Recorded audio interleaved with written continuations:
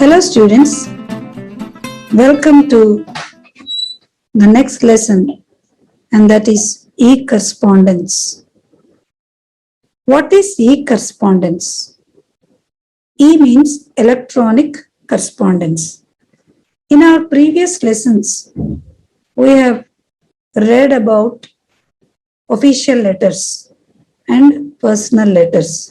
So, correspondence can be done through electronic media also. So in this lesson, we are going to see what is e-correspondence is. E-correspondence refers to the corresponding someone using email. So e-correspondence means we can correspond with others through emails, using emails. With the advent of the internet and technology, writing physical letters has become rare. So, official letters చదివాము, personal letters చదువుకున్నాము. So technology internet వచ్చేసిన తర్వాత physical letters అనేవి చాలా అరుదుగా అయిపోయినాయి. అంటే ఒక పోస్ట్ కార్డ్ తీసుకుని ఉత్తరం రాయడం, పోస్ట్ చేయడం, లేకపోతే ఎన్వెలప్ తీసుకోవడం, ఇవన్నీ కూడా తక్కువైపోయినాయి, అరుదైపోయినాయి. ఎప్పుడు ఈ ఈమెయిల్ ఎప్పుడైతే వచ్చిందో, ఎలక్ట్రానిక్ కరెస్పాండెన్స్ ఎప్పుడైతే ఇంటర్నెట్ టెక్నాలజీ ద్వారా వచ్చిందో, ఉత్తరాలు రాయడం అనేది తగ్గిపోయింది. Most of the correspondence is made on email. So ఎక్కువ కరెస్పాండెన్స్ అనేది ఈమెయిల్ ద్వారా అనేది జరుగుతుంది. Next, as you are aware, email is fast and can reach any corner of the world any time of the day. So ఎందుకు email ని ఎంచుకున్నారు? It can reach any corner of the world any time of the day. కాబట్టి email ఇవ్వడం అనేది ఎందుకు మనం వాడుతున్నామంటే, ప్రపంచంలో ఏ మూలకైనా ఏ టైంలోనైనా మీరు ఈమెయిల్ ని పంపించుకున్నట్లయితే అది చాలా ఫాస్ట్ గా రీచ్ అవుతుంది. The fastest way of corresponding with others in any corner of the world and at any point of the time or the day. It is not surprising to say that email has converted the world into a global village. So the world has become a global village. When we are using this email, we have converted the world into a global village. It has become very small because in fractions of seconds, we are able to reach the other person through emails. So email ద్వారా world ని ఎలాగ convert చేసేసాం, మనం ఒక global village గా మనం convert చేసేసాం.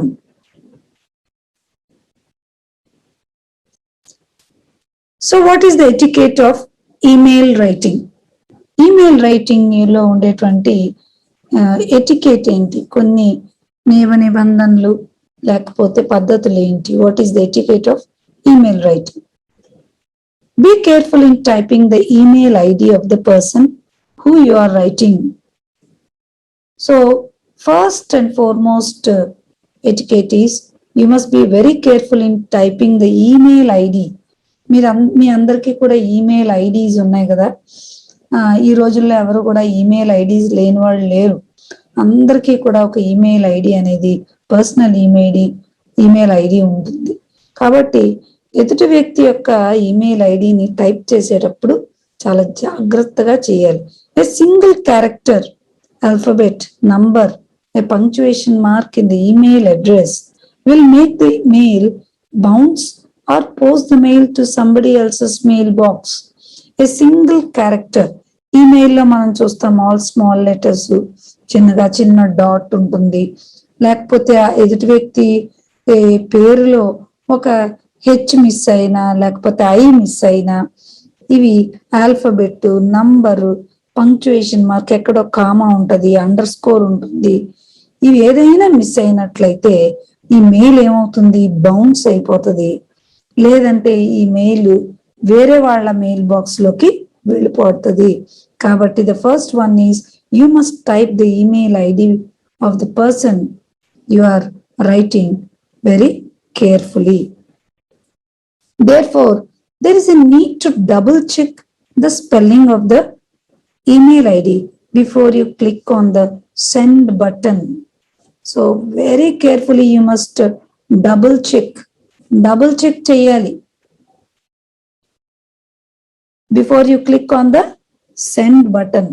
Send ante పంపించేసే బటన్ మనం నొక్కే ముందు ఈ యొక్క స్పెల్లింగ్, పంక్చుయేషన్ మార్క్, ఏదైనా చిన్న నంబర్ వేయడం మర్చిపోయామా, ఇవన్నీ కూడా డబుల్ చెక్ చేయాలి. A better way to avoid a mistake in the email ID is to save all the email IDs and retrieve them when needed. So, ఒక బెటర్ వే, ఒక మంచి సులువైన మార్గం ఏదంటే వీటన్నిటిని కూడా ఈమెయిల్ ఐడీస్ అన్నిటిని కూడా సేవ్ చేసి ఒక చోట పెట్టుకుని ఎవరికైతే మనం పంపదలుచుకున్నామో ఆ ఈమెయిల్ ఐడి మీద మనం క్లిక్ చేసినట్లయితే యాజ్ ఇట్ ఈస్ మరలా మనం టైప్ చేయక్కర్లేకుండా అది వెళ్ళిపోవడం అనేది జరుగుతుంది. So you can save the email ID and you can retrieve them as and when it is needed.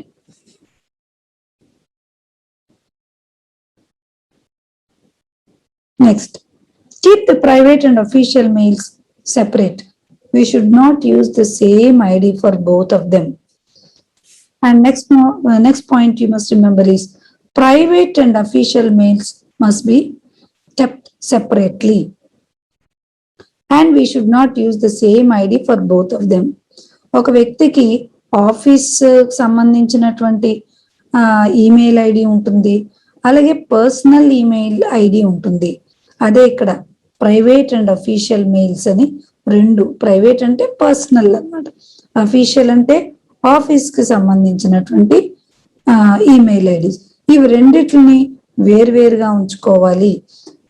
You must know to whom you are sending. Private గా పంపుతున్నావా లేకపోతే official mail ఇస్తున్నావా అనేదాన్ని మనం జాగ్రత్తగా ఐడెంటిఫై చేసుకోవాలి. Usually all official communication is saved for future use. Official mail is office property. కాబట్టి official communication అది ఎప్పుడు కూడా మనం సేవ్ చేసుకుని ఉంచుకోవాలి.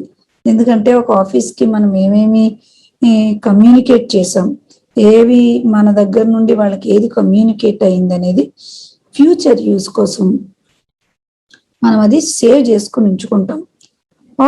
Official mail is office property. కాబట్టి ఆఫీస్కి సంబంధించినటువంటి అది ఒక ప్రాపర్టీ లాంటిది, ఒక ఆస్తి. ఎందుకంటే అవి మిస్ అయినాయి అంటే మనం ఏం కమ్యూనికేట్ చేసామో అనేది సమ్ టైమ్స్ మనము మర్చిపోతుంటాం, వాళ్ళు మర్చిపోతుంటారు. అప్పుడు ఈ సేవ్ అయిన దాంట్లోంచి మనం తీసి ఇదిగోండి పలానా టైంలో నేను ఈ మెయిల్ పంపించాను చూడండి అని మనకి proofs along with date and time కూడా ఉంటుంది. కాబట్టి మనం వీటిని ఆఫీస్ మెయిల్ ని ఎప్పుడు కూడా సేవ్ చేసుకుని ఉంచుకోవాలి. It is like office property. Property అంటే ఆస్తి లాంటిది అనమాట. Therefore, others may access your official mailbox when you are on leave. అంతేకాదు ఇంకొక లాభం ఏంటంటే మీరు లేనప్పుడు, మీరు లీవ్ లో ఉన్నప్పుడు ఆఫీస్ మెయిల్ బాక్స్ ఇంకొకళ్ళు కూడా వాళ్ళు లాగిన్ అయ్యి దాన్ని ఓపెన్ చేసే అవకాశాలు ఉంటాయి. కాబట్టి దాన్ని మీరు సేవ్ చేసుకుని మీ పర్సనల్ పాస్వర్డ్ పెట్టుకుని దాన్ని సేవ్ చేసుకుని ఉంచుకోవడం అనేది నేర్చుకోవాలి. అది ఒక జాగ్రత్త. That is one etiquette of email writing. Next, do not leave email boxes unopened. You should access your mail as frequently as possible so that you can be in touch with others. So don't leave the email boxes unopened. దినాల తరబడి email box open చేయకుండా ఉండకూడదు. Frequent గా open చేసుకుని దాన్ని చూసుకుంటూ ఉంటే you will be in touch with others. మనం మెయిల్ ఓపెన్ చేసామా లేదా అనేది కూడా ఇతరులకి ఇండికేట్ అవుతూ ఉంటది. అసలు మనం పంపినటువంటి కమ్యూనికేషన్ ఎదుటి వ్యక్తి ఓపెనే చేయకుండా దాన్ని చదవకుండా ఉన్నట్లయితే నువ్వు సరిగ్గా కమ్యూనికేట్ చేయట్లేదు అనే విషయం తెలిసిపోతుంది, అర్థమవుతుంది. So you must open your email box mail box frequently so that it will indicate that you are in touch with the other person and you know the matter. Delete the junk immediately, otherwise you may overlook an important mail when it is mixed with the junk mail. చాలా mails వచ్చేస్తూ ఉంటాయి, కొన్ని commercial mails కూడా వచ్చేస్తూ ఉంటాయి మన దానికి. కాబట్టి అనవసరమైన జంక్ అంతా తీసివేసేయాలి, సో దట్ ఇంపార్టెంట్ మెయిల్స్ అనేవి అందులో కలిసిపోయి మనం మిస్ అయిపోయే ఛాన్సెస్ ఉన్నాయి. కాబట్టి you must be very careful in deleting the junk mails immediately. Try to reply the mails immediately.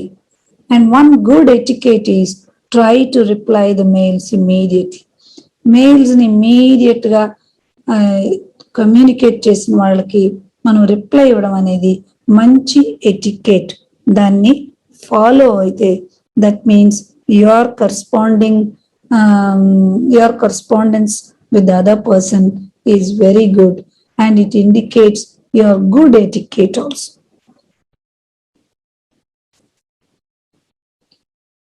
Next we shall know what is a smart email.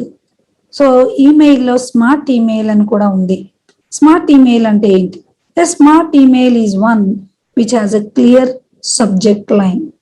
So smart email లో మనం చూస్తే email లో parts ఉన్నాయి, subject line అని ఉంటుంది. So దానికి subject line ని మనం ఫిల్ చేయాలి. The subject line should reflect what the mail deals with. Subject line లో మనం కింద పంపిన మెయిల్ ఏంటి, what is the subject of the mail is indicated there, it is conveyed there. Just hi or hello will not help the reader decide how important the mail is. Just hi hello అని subject line లో రాసేస్తే ఆ mail ఎంత important అనేది ఎదుటి వ్యక్తి grasp చేయలేడు. కాబట్టి subject line అనేది తప్పకుండా మనం రాయాలి. ఊరికనే హాయ్ హలో అని చెప్పి వదిలేయకూడదు. You must write the full subject of what you are communicating or corresponding with the other person. Next, a smart email is brief because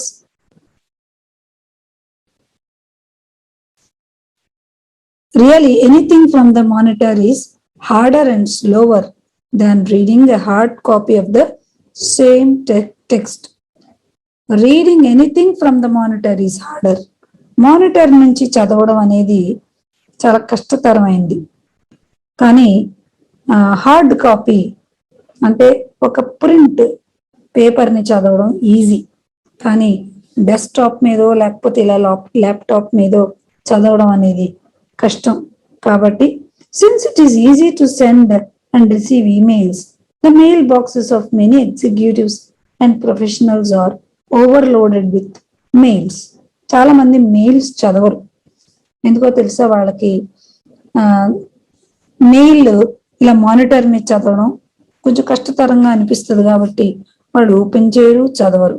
and some of the mail boxes of many executives are overloaded with emails. చాలా మంది executives యొక్క email boxes overload అయిపోతాయి, అంటే చాలా చదవనటువంటి mails తో నిండిపోయి ఉంటది. కాబట్టి therefore there is not much time to spend on lengthy emails. కాబట్టి lengthy emails అనేవి ఉంటే అవి ముందే చదవరు.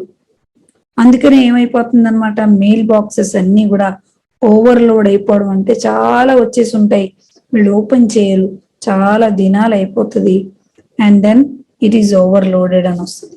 ఎప్పుడు ఇలా జరుగుతుంది, లెంగ్దీ ఈమెయిల్స్ అనేవి చదవడం కష్టం. అదే బ్రీఫ్ గా మనం చిన్నగా రాసి పంపిస్తే అవి చదువుకోవడం, వెంటనే వాళ్ళు రిప్లై ఇవ్వడం అనేది జరుగుతుంది. కాబట్టి we must keep it in our minds very clearly that we should not send any lengthy email.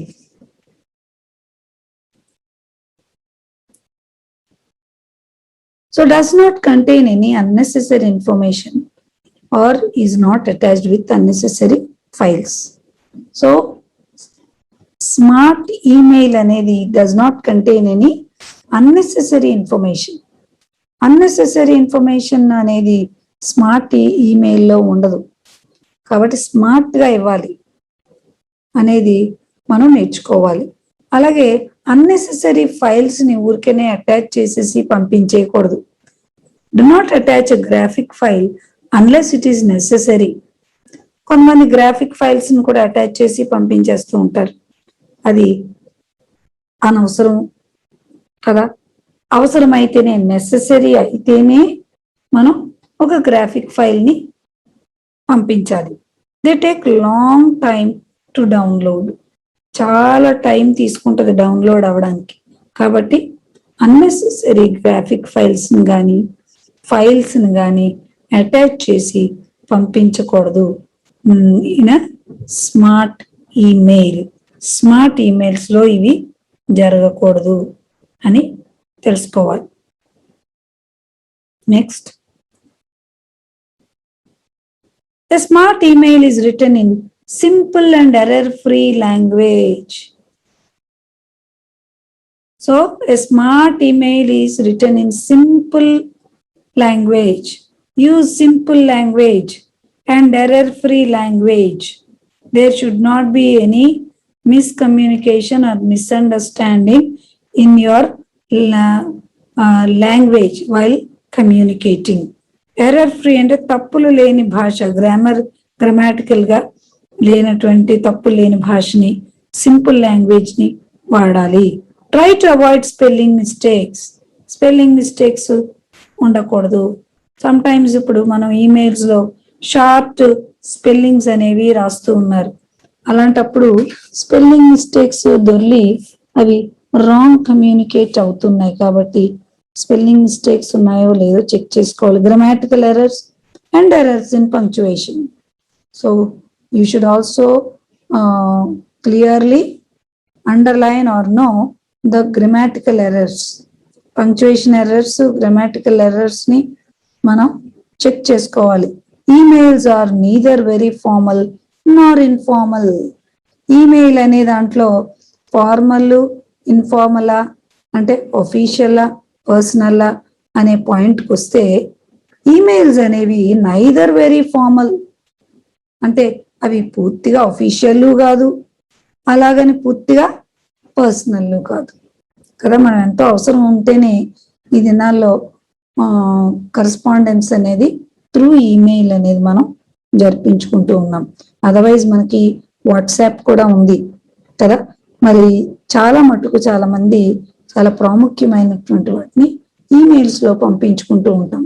అలాంటప్పుడు you must use simple language, error free language, and you must check for spelling mistakes and also grammatical mistakes and punctuation errors.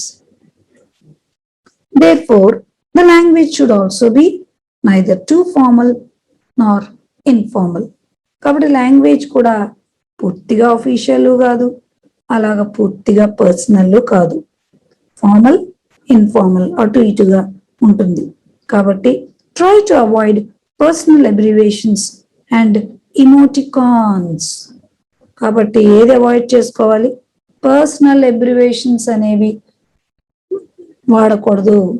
And also ఇమోటికాన్స్. ఇమోటికాన్స్ అంటే ఇప్పుడు మనం చూస్తున్నాం emojis.